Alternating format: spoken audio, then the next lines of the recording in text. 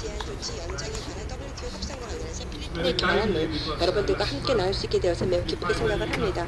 특히 이번 포럼이 굉장히 시의적절한데요. 왜냐하면 지난달에 2년간의 협상의 끝에 드디어 저희가 이 수입 제한 조치 연장을 시켰기 때문에 또 저희가 해줄 수 있는 이야기들이 많다라고 생각을 합니다. 그런데 제가 오늘 이 자리에서 뭐 이러이러한 일을 해야 된다라고 말씀을 드리는 건 아니고요. 한국 정부도 한국인들이 이러한 문제에 대해서는 다 어떻게 할지에 대해서 결정하셔야 될 거라고 생각하고, 다만 저희의 경험이 여러분들에게 어떤 타산지석에 도움이 되기를 바랍니다.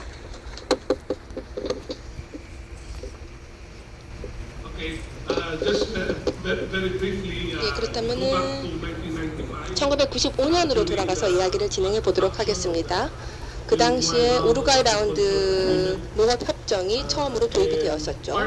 그리고 그 농업협정에 보게 되면은 시장 접근과 관한 규칙이 있었습니다.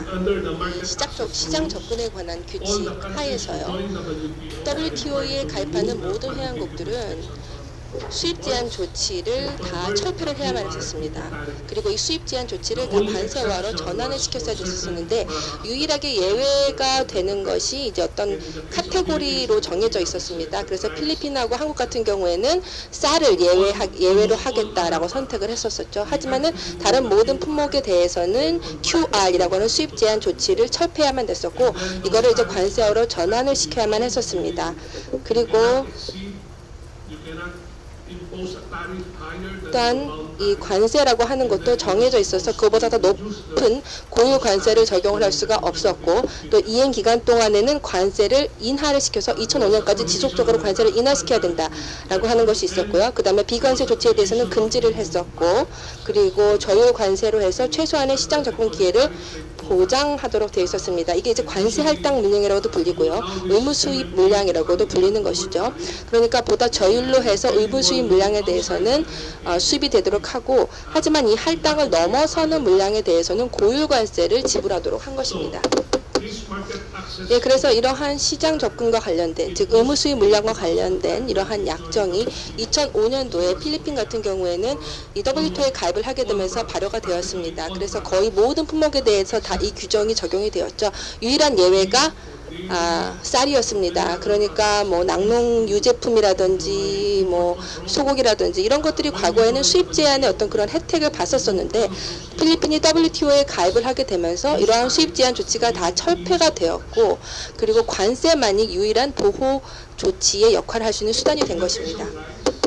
쌀에 대해서 말씀을 드리자면요, 필리핀 같은 경우에는 6월 우루과이 라운드 농업협정문 부속소 5에서 한국, 일본과 함께 쌀에 대한 특별 취급을 요청했습니다. 예, 그래서 일부 민간 품목에 대해서 특별 취급을 요청을 했습니다. 그래서 한국, 일본하고 같이 이러한 요청을 했었는데요. 그러니까 한국, 일본이랑 같이 해서 1995년도에 쌀에 대한 특별 취급을 필리핀에서 요청을 한 것입니다. 예, 이러한 부속소 5에 따르면은 특정 조건 하에서 쌀과 같은 농산물에 대한 수입 제한을 지속하는 것이 가능하고, 관세를 면제하는 것이 활용이 되었습니다.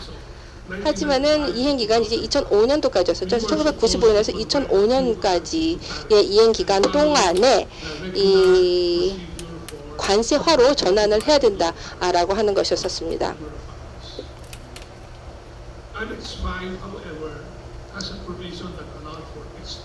또한 그렇지만은 이러한 특별 취급 같은 경우는요, 만료가 됐을 때에 또 연장이 될 수가 있습니다. 그게 지금 그 부속소 5에 나와 있는 건데요. 그래서 2005년도 같은 경우에 저희가 저희 수입 제한 조치를 그때까지 유지를 했었고요. 그리고 그래서 이제 어느 정도까지 수입에 대한 제한을 할 수가 있었습니다. 또한 그럴 뿐만 아니라 상대적으로 이제 좀 적은 그러한 의무 수입 물량을 허용을 할 수가 있었고, 그리고 그 다음에 이 할당을 넘어서는 물량에 대해서도 10% 정도의 관세를 부과할 수가 있었습니다. 그러니까 지금 보게 되면은 의무 수입 물량에 적용이 되기는 했지만은 어느 정도까지 수입을 하는가에 대해서는 제한을 할 수가 있었기 때문에 값싼 수입 쌀에 대해서 필리핀 농가를 보호할 수가 있었습니다. 그러다가 2005년 6월 달에요. 이러한 쌀에 대한 특별 취급이 만료가 되었습니다. 그런데 만료가 되기 전에 저희가 이 수입 제한 조치에 대해서 그리고 부속서 5에 대해서 연장을 요청을 했었습니다. 한국하고 같이 했었고요.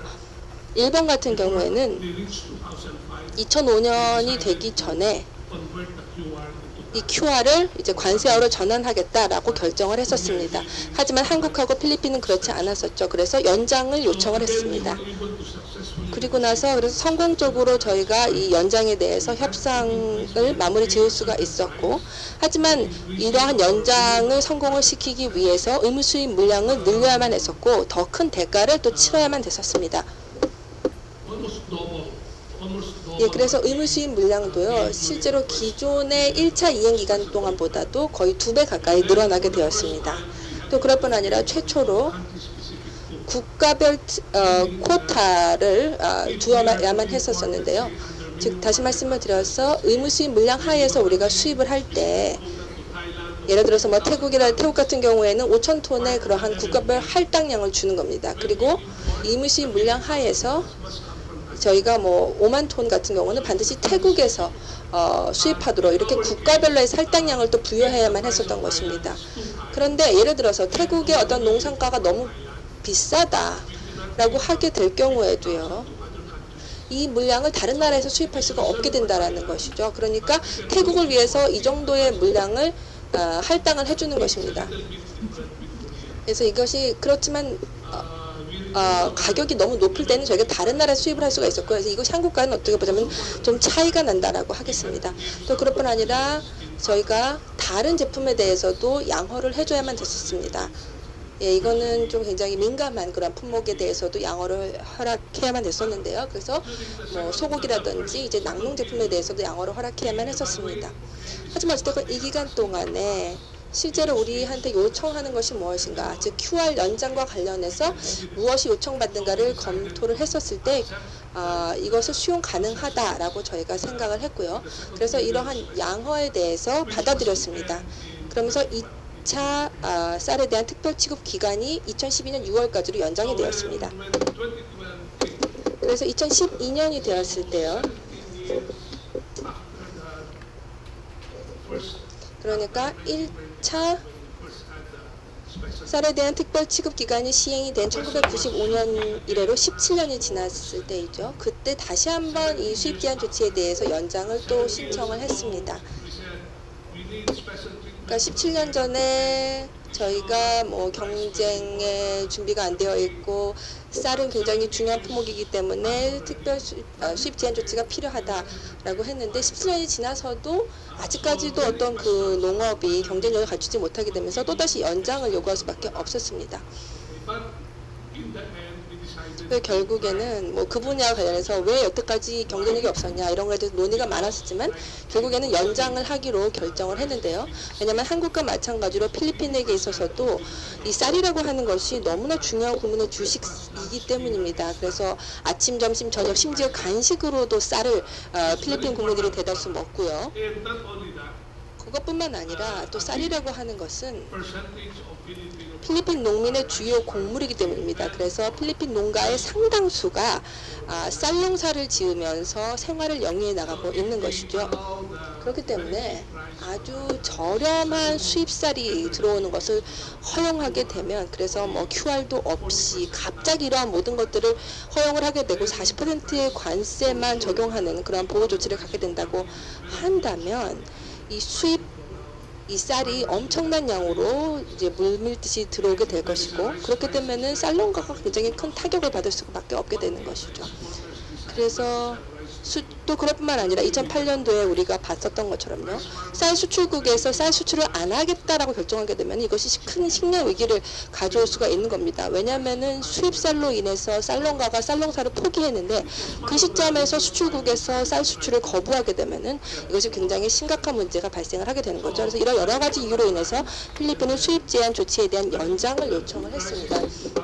그래서 2008년도에 식량 위기를 통해서 또 우리가 굉장히 자각을 하게 된 것이죠. 외국산 쌀에 대해서 100% 의존할 수가 없다라고 하는 것에 대해서 자각을 하게 된 것입니다. 뭐 100%까지 아니더라도 90%, 80%라도 의존해서는 안 된다라는 그런 생각을 하게 된 것이고요. 또 그럴 뿐 아니라 필리핀 농민들 같은 경우에는 생산 비용이 굉장히 높기 때문에 수입쌀과 경쟁하는 것이 계속해서 어려웠었습니다. 그래서 베트남 쌀이나 태국 쌀, 또 인도 쌀하고 비교해 보더라도 필리핀의 쌀 농가의 생산 비용이 굉장히 높았습니다. 그리고 다양한 그러한 프로그램들을 통해서 농가의 생산성과 경쟁력을 증가시키기 위해 다양한 프로그램들을 진행을 했었지만 어찌됐건 외국산 쌀과 직접적으로 대항하기에는 좀 더 시간이 필요했었기 때문에 수입 제한 조치에 대해서 또다시 연장을 요청을 했습니다. 그래서 저희 2차 그 특별 취급 기간이요. 2012년 6월에 만료가 되었습니다. 그래서 2011년도 11월 달에요. 그러니까 만료가 되기 전에 부속서 5에 의거해서 WTO 농업위원회에 수입 제한 연장에 대한 의사를 통보를 했습니다. 하지만 부속서 5에 따른 특별 취급의 연장에 관한 법적 근거에 대해서 WTO에서 의문을 제기를 했습니다. 왜냐하면은 이 부속서 5라고 하는 것은 연장에 대해서 얘기를 하곤 하고 있지만은 2차 연장, 3차 연장, 4차 연장까지 허용하는 것으로 명시가 되어 있지는 않기 때문이었습니다. 그리고 필리핀 같은 경우는 이런 연장 요청을 하는 과정에서요, 뭐 QR에 대한 데드라인을 이미 2012년 6월이라고 아주 확정을 지었었기 때문입니다. 그래서 그 뒤에 과연 연장을 요청할 수 있었는가, 이거에 대한 어떤 법적 근거가 굉장히 모호했었던 것이죠. 그래서 저희가 법무법인하고의 어떤 그런 자문을 통해서 이 문제를 이제 요구를 했었었는데, 그랬을 때 마라케시 협정의 9항에 보게 되면 웨이버, 즉 WTO의 어떤 그런 의무사항에 대한 한시적인 유예를 신청할 수 있다라고 얘기를 해줬었습니다. 그래서 저희가 약속을 했었던 것은 이 특별 취급을 허용을 하게 되면서 어느 시점이 되게 되면 이제 관세를 하겠다라고 약정을 했었었는데, WTO에서 얘기하기를 이제 필리핀의 상황에 대해서는 지금 이해를 했기 때문에 한시적으로 QR을 연장해 주도록 하겠다. 그러니까 웨이버, 즉 의무 면제를 한시적으로 적용을 해줌으로써 QR 만료에 대해서 한시적으로 유예를 시켜주겠다라고 WTO에서 얘기를 했습니다.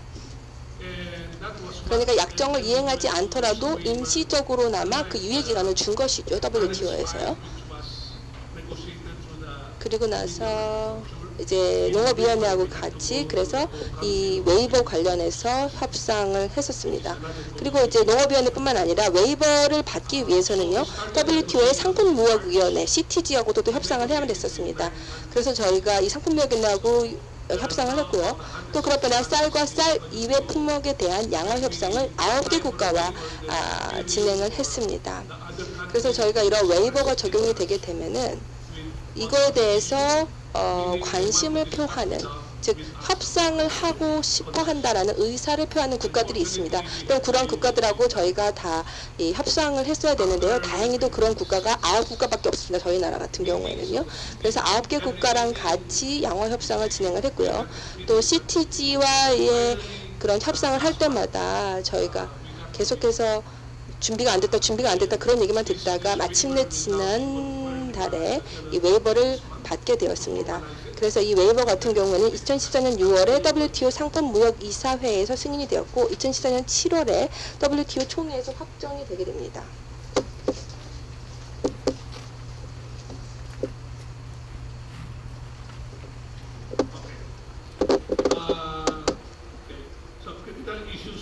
네, 이제 몇 가지 심각한 이슈와 고려할 사항에 대해서 말씀을 드리도록 하겠습니다. 저희 같은 경우에는 그 웨이버와 관련해서 가트 협정의 28항 그리고 우루과이 협정문의 9장을 활용을 했었습니다. 그래서 가트의 28항 같은 경우는 양해처리와 수정에 관한 또 다른 그 협정이 들어 있는데요. 이거 같은 경우에는 우루과이 협정보다도 좀 더 어렵다고 하겠습니다. 왜냐하면 우루과이 라운드 9장에 나와 있는 것은 임시적인 웨이버에 대해서 허용을 하고 있는 거고요. 가트 협정 같은 경우는 실질적으로 양어의 철회와 수정에 관한 것이기 때문에 좀 더 복잡합니다. 또 WTO 같은 경우에는요, 의사결정하는 데 있어서 투표에 기초하지 않습니다. 예를 들어서 필리핀에서 웨이버를 요청을 하고 신청을 하게 되면은 모든 국가들이 다 합의를 해야 되고 누구도 반대해서는 안 된다라는 것이죠. 그러다 보니까 모든 협상국들에 대해서 다 설득을 해야 되는 것입니다. 저희한테 웨이버를 주세요. 저희가 웨이버 받는데 반대하지 않게 해주세요. 이렇게 다 협상을 해야 되는 것이죠. 투표에 근거한 것이 아닙니다. 그러다 보니까 시간이 많이 걸립니다. 심지어 한 나라만 반대를 하더라도 이 웨이버가 주어질 수가 없게 됩니다. 즉 WTO의 의사결정이 모두의 합의에 의거한다라는 것이죠. 모두가 다 동의를 해야 가능한 겁니다. 그래서 시간이 많이 걸리고요. 또 그뿐 아니라 지금 이제 쌀에 대해서 특별 취급을 요구하고 있는 거죠. 예외적으로 요구하고 있는 겁니다. 그래서 다른 나라에서 다 관세화를 했는데 우리만 웨이버를 요청을 하고 우리만 특별 취급을 해달라라고 하게 되면은 또 그만큼 대가를 지불을 해야 됩니다. 다른 나라에서 요구하는 것들이 있게 되는 것이죠. 그렇기 때문에 이 연장 승인이라고 하는 것은 혹은 웨이버라고 하는 것은 해당 국가가 이를 위해 얼마나 많은 대가를 지불할 의향이 있느냐에 따라 달려 있다라고 하겠고요. 하지만 또 다른 협상국 입장에서 보더라도 합의에 도달하지 못하게 되면은 실제적으로 얻을 수 있는 것이 없게 됩니다. 그렇기 때문에 여기서 대가라고 하는 것은요, 단순히 한국, 일본뿐 아니라 한국과 일본의 그 협상 대상국도 그 대가를 지게 되어 있습니다. 그래서 예를 들어서 뭐 어떤 외국에서 수입하는 제품이 아주 비싸다라고 하면은 그거는 뭐 상관없겠지만요. 그에 대해서 합의가 이루어지지 않게 되면은 결국 두 나라가 다 피해를 보게 되는 것입니다. 그렇기 때문에 성공적인 협상을 통해서 두 나라가 다 만족스러운 그런 결과를 얻는 것들이 중요합니다. 그러니까 다시 말씀을 드리지만은 이 협상을 어떻게 진행하느냐에 따라서도 이 승인이 영향을 미친다라는 것입니다. 그렇다면 어떤 양허를 외국에서 요청할 것인가에 대해서요. 예를 들어서 뭐 소고기 관련해가지고 뭐 더 양어를 요청할 수도 있겠고요. 혹은 뭐 기타 다양한 그러한 품목에 대한 양어를 요청할 수가 있습니다. 어찌됐건 쌀을 수출하는 나라 입장에서는 뭐 국가별 쿼터가 됐든 혹은 테리프를 낮추든 어떤 식으로든 양허를 요청을 하게 될 거고요. 뿐만 아니라 쌀이 아닌 다른 품목들, 그러니까 예를 들어서 뭐 유제품이라든지 소고기 등에 있어서도 양허를 요청을 할 수가 있습니다. 그래서 그러한 것에 대해서 좀 준비가 되어 있어야 됩니다. 그런 양허를 요청받았을 때 어떻게 할지에 대해서 준비가 되어 있어야 됩니다. 필리핀의 사례를 보면은요, 저희가 처음 협상을 진행을 한 게 2012년 3월이었습니다. 그때 저희 QR에 대한 만료 시점이 2012년 6월이었었죠. 그러니까 협상 기간이 굉장히 짧았습니다. 그리고 웨이버 같은 경우는 지난달에 저희가 받았습니다. 2년이 지나서 받았죠. 그러면 그 중간 시기에는 어떤 일이 있었냐라는 건데요. 왜냐면 저희 QR 같은 경우에는 이미 2012년 6월에 만료가 되었던 거죠. 그래서 저희가 이 QR에 대한 연장 혹은 웨이버를 협상하는 동안에는 어떻게 되냐라고 할 때 기존에 있었던 QR이 계속해서 그냥 암묵적으로 적용이 되고 연장이 되었습니다. 그리고 또한 그 기존에 저희가 했었던 그런 양허도 그대로 다 암묵적으로 적용이 되었습니다. 그 다시 말씀드려서 쌀에 대한 특별 취급이 저희가 실제적으로 웨이버를 받기까지요, 암묵적으로 그냥 통용이 된 겁니다. 그래서 누가 필리핀에 대해서 이 사건에 대해서 제소를 한다, 이 기간에 대해서 제소를 한다라고 하면 저희가 패소할 수도 있습니다. 어쨌든 암묵적으로 이게 적용이 됐다라는 것이죠. 그래서 저희한테 수출하려고 하는 나라에서 쪽도요 굳이 이렇게 반대할 의도가 없었던 것입니다. 그래서 저희랑 계속해서 협상을 진행을 하면서 암묵적으로 이것에 대해서 인정을 하고 그러면서 최대한 저희한테서 양보를 얻으려고 했었던 것이죠. 그래서 한국 같은 경우에도 QR이 지금 9월 달에 만료되는 걸로 알고 있는데요. 그런데 사실은 12월 달까지 지금 기간이 있는 거라고 했어요. 12월 달까지 근데 이 문제를 해결하는 것이 불가능하죠. 그래서 계속해서 협상이 그때까지도 마무리되지 못하고 계속해서 진행된다라고 하면 무슨 일이 있냐라고 할 때요. 기존에 있어서의 특별 취급이 암묵적으로 연장된다고 보시면 됩니다. 근데 이제 연장을 하지를 못하게 되면은 이 QR에 대해서 관세로 전환을 해야 되겠죠. 그리고 의무수입 모양도 정해야 되고 또 그럴 뿐 아니라 국내법이나 절차를 좀 변경할 필요도 있게 될 것입니다. 그래서 만약에 한국에서 얘기하기를 뭐 그냥 특별 취급하지 않고 뭐 12월 달 이후에도 계속해서 QR을 유지하겠다. 뭐 이런 식으로 얘기할 수 있습니다. 기존의 거를 그대로 유지하겠다라고 얘기할 수도 있습니다. 하지만은 12월 이후에 여러분 나라에 누군가가 쌀을 수출하려고 할 때 여러분이 그거에 대해서 거부를 하게 되면요. 이거에 대해서는 WTO에 제소를 할 수가 있게 됩니다. 그 WTO에서 패소를 하게 되면은 거기에 대해서 과징금을 내야 됩니다. 그러니까 모든 옵션에 대해서 사실은 지불해야 될 대가들이 있게 되는 것이죠. 그래서 뭐 웨이버를 원한다. 그럼 그에 대한 대가를 지불해야 되는 것이고요. 기존의 그 제도를 그대로 유지하겠다라고 할 때도 그에 따라서 대가를 지불해야 됩니다. 또 WTO를 따라간다라고 할 때 뭐 예를 들어서 이스라엘을 가겠다 하게 되면은 거기에도 마찬가지로 지불해야 될 대가들이 있습니다. 그러니까 사실은 어떤 옵션을 선택하든 간에 대가는 다 있는 것이죠.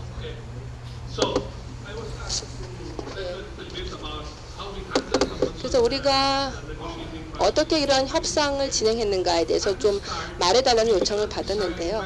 사실 초기에는 웨이버를 받을 것인가 안 받을 것인가 이런 것들을 결정한 아니었고요. 받을 수 있을지를 잘 몰랐습니다. 하지만 일단 시작해보자 라고 결정을 했습니다.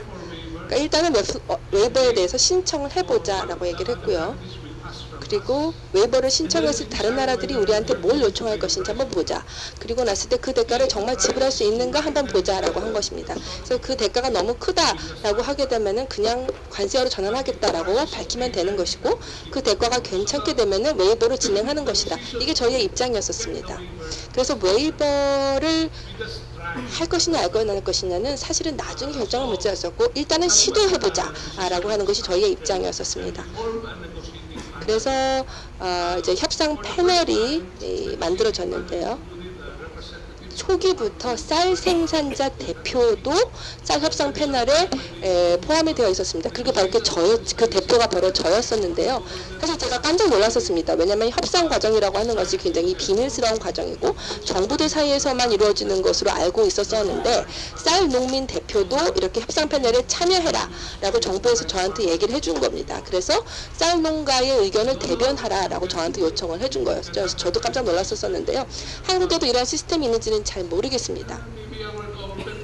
근데 어찌됐건 저희 필리핀 정부 같은 경우에는 웨이버에 대해서 협상을 했는데 그에 대한 대가가 너무 크게 나타나고 그렇게 되면은 이 웨이버에 대해서 뭐 농민 반대가 너무 심하고 뭐 시위가 일어나고 뭐 그런 것들을 이제 두려워해서 초기부터 농민을 포함시킨 것일지도 모르겠습니다만요.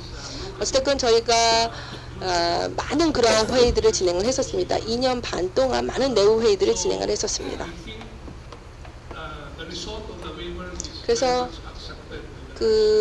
그렇게 하게 되면서 웨이버를 받았지만은 이거에 대해서 농민이 상당히 수용을 해줬고요. 유일하게 이제 격렬하게 반대했던 업체가 바로 이제 축산업 농가였었습니다. 그래서 어떤 국가에서 보게 되면은 뭐 축산 가금류 관련해 가지고 더 많은 그런 양호를 요청을 했고요. 그래서 축산업 농가에서는 쌀 농가의 혜택을 위해서 왜 우리가 희생을 해야 되냐. 우리는 이 쌀 수입 제한 조치와 관련해서 아무런 혜택을 받는 게 없는데 왜 우리가 희생을 해야 되냐라고 굉장히 반론이 심했었습니다. 그래서 이게 이제 사실은 저에게 어려운 점이었었죠. 이 쌀 농가와 또 축산 농가의 어떤 그 이익이 대치되는 부분들을 어떻게 조절할 것인가. 이것이 굉장히 어려운 것이었었고 그래서 결국에는 축산농가의 양허를 최소화시키는 것으로 마무리를 지었습니다.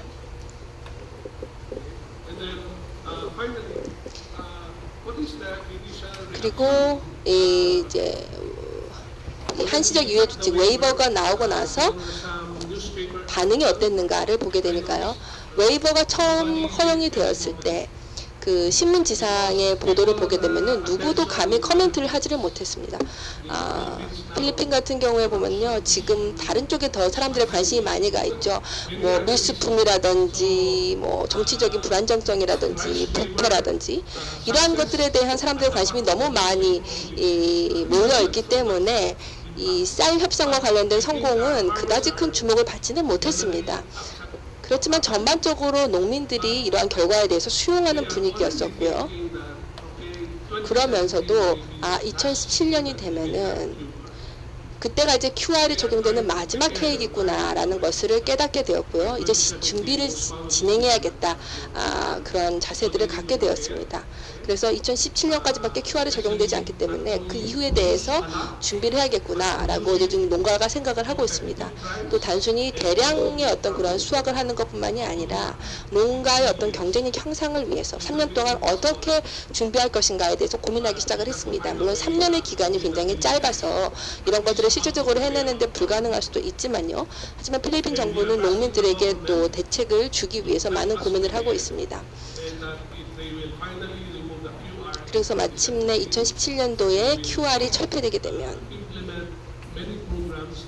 다양한 프로그램들을 통해서 이 관세화가 되더라도 농가가 살아남을 수 있도록 이러한 시장 상황에 대응할 수 있도록 도움는 다양한 프로그램들을 또 정부에서 제공해 줄 것을 저희가 요청을 하고 있습니다. 그래서 이것까지 저희의 경험에 대해서 말씀을 드렸고요. 여러분들 경청해 주셔서 감사드립니다.